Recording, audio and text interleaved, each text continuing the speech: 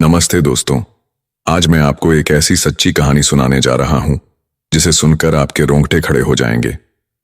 यह कहानी है धर्मस्थला नाम के एक पवित्र माने जाने वाले मंदिर की और उसके पीछे छिपे एक ऐसे खौफनाक रहस्य की जिसे एक आम आदमी ने अपनी जान की बाजी लगाकर उजागर किया है। ये इतनी बड़ी बात है कि अगर ये सच साबित हो गई तो यकीन मानिए हाल के वक्त का यह देश का सबसे दहला देने वाला खुलासा होगा। दक्षिण कन्नड़ डिस्ट्रिक्ट में एक कोर्ट है, बेलथांगड़ी कोर्ट। वहां एक दिन यानी 11 जुलाई 2025 को एक अजीब सा मंजर देखने को मिला। भारी पुलिस सुरक्षा के बीच सिर से पैर तक एक शख्स नकाब से ढका हुआ था। नकाब ऐसा कि उसकी आंखें भी कोई नहीं देख पा रहा था। सिर्फ आंखों के सामने एक छोटा सा सुराख था जिससे वह देख सकता था। सोचिए, आखिर ये कौन होगा जिसकी इतनी कड़ी निगरानी है, जिसका चेहरा, जिसकी असलियत को इस अंदाज में छुपाकर कोर्ट में पेश किया गया। अमूमन तो बस चेहरा ढका होता है, पर यहां तो पूरी काया नकाब में थी। यह कोई साधारण शख्स नहीं था। कोर्ट में पेशी के बाद इस नकाब पोश शख्स ने मजिस्ट्रेट के सामने बाकायदा धारा 164 के तहत अपना बयान दर्ज कराया। बयान दर्ज कराने के बाद उसे कड़ी सुरक्षा में किसी गुप्त स्थान पर ले जाया गया। कर्नाटक पुलिस उसकी और उसके परिवार की पहचान और उसके ठिकाने के बारे में जबरदस्त गोपनीयता बरत रही है। आखिर क्यों? इस शख्स ने कोर्ट में ऐसा कौन सा खुलासा किया है जिसके लिए उसकी और उसके परिवार की जान को इतना बड़ा खतरा है? चलिए अब मैं आपको बताता हूं इस नकाब के पीछे मौजूद इस शख्स के बारे में। इसके अपने दावे के हिसाब से यह 19 सालों तक कर्नाटक और देश दुनिया भर में मशहूर धर्मस्थला मंदिर में एक सफाई कर्मचारी के तौर पर काम करता था। जी हां, एक मामूली सफाई कर्मचारी। और इन्हीं 19 सालों में इसने वहां कुछ ऐसी चीजें देखीं जिसका सच सामने आने से पहले ही अभी से पूरे कर्नाटक में उथल पुथल शुरू हो चुकी है। इसका दावा है कि इसने इन 19 सालों में धर्मस्थला के गांव में सैकड़ों लाशों को अपने हाथों से दफनाया या जलाया है। और सुनिए, इनमें से ज्यादातर लाशें लड़कियों और महिलाओं की थीं।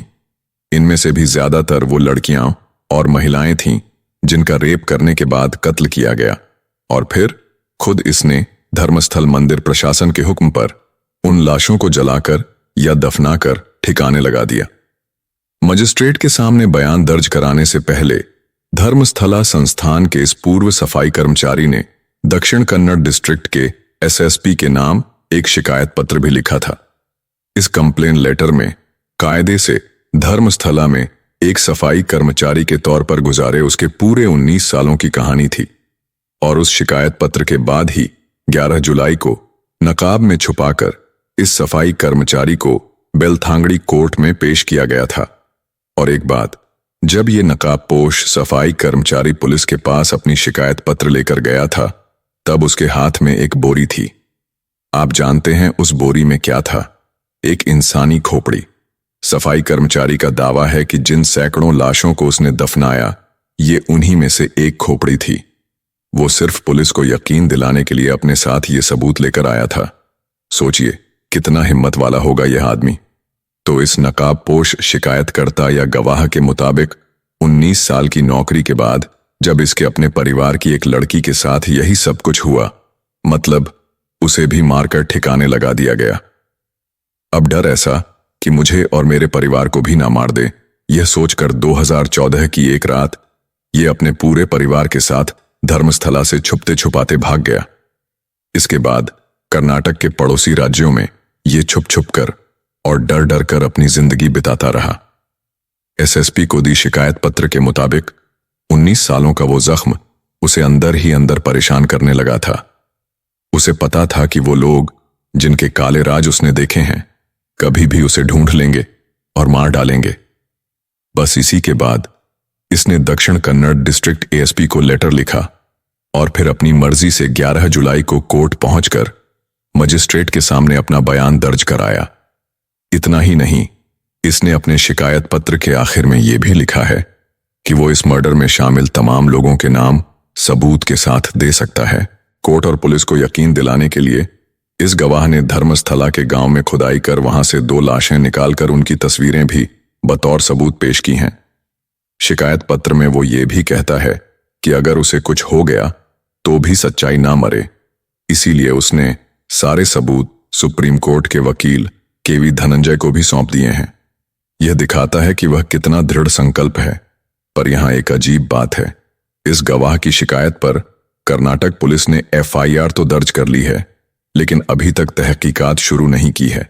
ना ही उन जगहों की खुदाई शुरू की है जहां पर इस गवाह के मुताबिक सैकड़ों लाशें दफन हैं।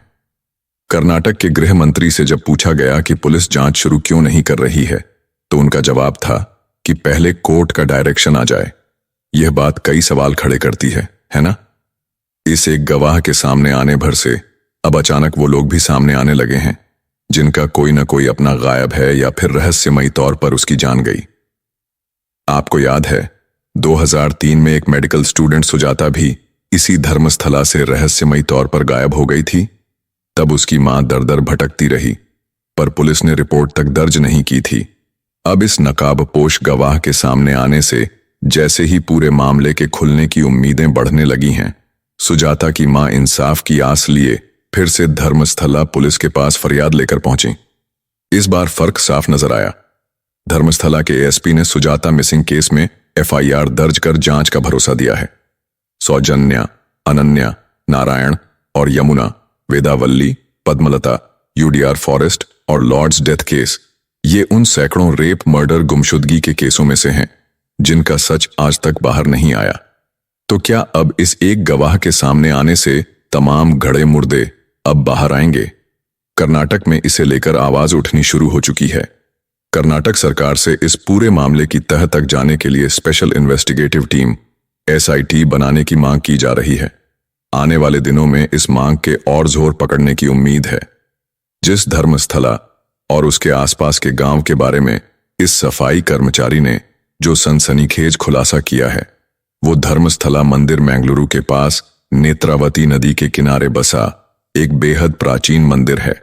इस मंदिर की जो सबसे खास बात है वो ये कि इस मंदिर में पूजा तो हिंदू पंडित करते हैं, लेकिन मंदिर का संचालन जैन धर्म के लोगों के पास है। उस मंदिर के प्रमुख को धर्माधिकारी कहा जाता है। इस वक्त इस मंदिर के प्रमुख यानी धर्माधिकारी वीरेंद्र हेग्गाड़े जैन हैं, जबकि मंदिर के सीईओ वीरेंद्र के छोटे भाई हर्षेंद्र कुमार जैन हैं। इन दोनों के दो और भाई हैं, राजेंद्र और सुरेंद्र जैन। इन्हीं 4 भाइयों और उनका पूरा परिवार इस मंदिर के प्रबंधन से किसी न किसी तौर पर जुड़े हुए हैं। आप सोच रहे होंगे कि नकाबपोश चश्मदीद ने एसएसपी को जो शिकायत पत्र दिया है उसमें मुख्य आरोपियों के नाम क्यों नहीं है? तो सुनिए, उस पूरे शिकायत पत्र में किसी का नाम नहीं है, लेकिन उसी शिकायती पत्र में उसने ये लिखा है कि जो लोग इस पूरी साजिश में शामिल हैं और किन किन लोगों की इस क्राइम में क्या क्या भूमिका रही है, उन सब के नाम उसने अलग से पुलिस को दे दिए हैं। हालांकि इसी शिकायत में इस नकाबपोश चश्मदीद ने बिना नाम लिए साफ साफ ये लिखा है कि इस पूरी साजिश में जो लोग शामिल हैं वो सभी धर्मस्थला मंदिर एडमिनिस्ट्रेशन से जुड़े हैं या दूसरे स्टाफ हैं। यही वो लोग हैं जो उसे लगातार धमकी देते हैं। शिकायती पत्र में इसलिए उनके नाम उजागर नहीं कर रहा है क्योंकि इनमें से कुछ लोग न सिर्फ बेहद प्रभावशाली हैं, बल्कि उनका इतिहास रहा है कि जिन लोगों ने भी उनका विरोध किया वो मारे गए। धर्मस्थला का अपना स्कूल और कॉलेज भी है। इसके अलावा मंदिर में मुफ्त खाना भी खिलाया जाता है। ये देश के न सिर्फ प्राचीन मंदिरों में से एक है, बल्कि देश के सबसे अमीर मंदिरों में से भी एक है। तो दोस्तों, यह है धर्मस्थला मंदिर के पीछे का वो खौफनाक सच जिसे एक सफाई कर्मी ने अपनी जान पर खेलकर उजागर किया है। अब देखना यह है कि क्या यह मामला न्याय की राह पर आगे बढ़ पाता है और क्या उन सैकड़ों बेकसूर आत्माओं को आखिरकार शांति मिल पाती है।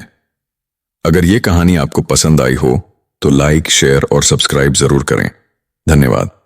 मिलते हैं अगले वीडियो में, तब तक के लिए अलविदा।